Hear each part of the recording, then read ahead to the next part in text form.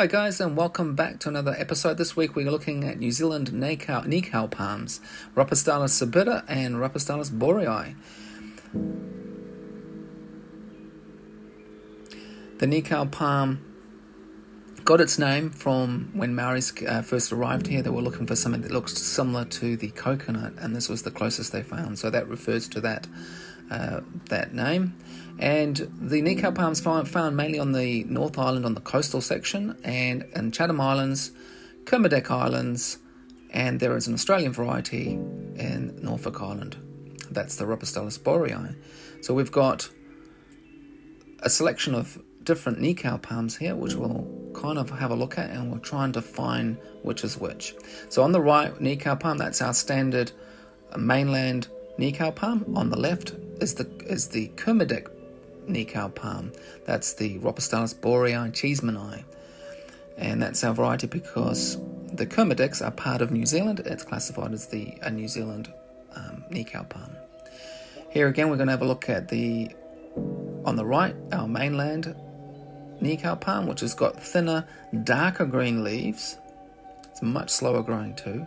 And then on the left here, we've got the Chatham Island, or sometimes called the Pit Island Nikau Palm, and that's got larger fronds. And that's the variety that's generally planted now in domestic as well as commercial. It's faster growing, and it's a bit more resistant to the conditions of being out in the exposed sun and a little bit colder, more cold tolerant. You can see, we'll just have a quick look at the flowers. The flowers are pink, and they're flowering in summer.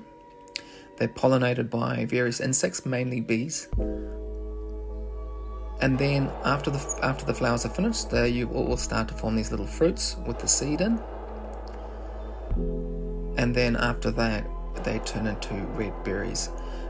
Very important food especially for the wood pigeon. That's our native kiruru. So we've got dead fronds that can be pulled off the palm tree, and when they're pulled off, you can see that it forms a little bit of a ring scar. So you generally get 2 dead fronds per year, and then that's a good way of calculating how old the palm tree is. So these particular Nikau palms grow to around about 10 to 12 meters, and they probably have a width of around about 4 to 6 meters. So if you're going to plant them in groups, then it's good to give them a little bit of space, but they do look really cool when they're planted in threes. That's just a little seedling there. You can see the leaves, fronds here. These were used by Maori to thatch the roofs, and also for putting over hangis for their foods when they were steaming and cooking food. That's a kind of just one that's just before it started its trunk, and then as you can see, once it forms its trunk, it sort of heads off and starts growing, and that's probably around about full size there. And you can see they look quite amazing, quite unique. So they're planted now throughout cities and throughout domestic and rural and domestic situations. Like I said, they are a little bit frost sensitive, so you need to have they'll go down to about -3°C, but they prefer a warmer climate.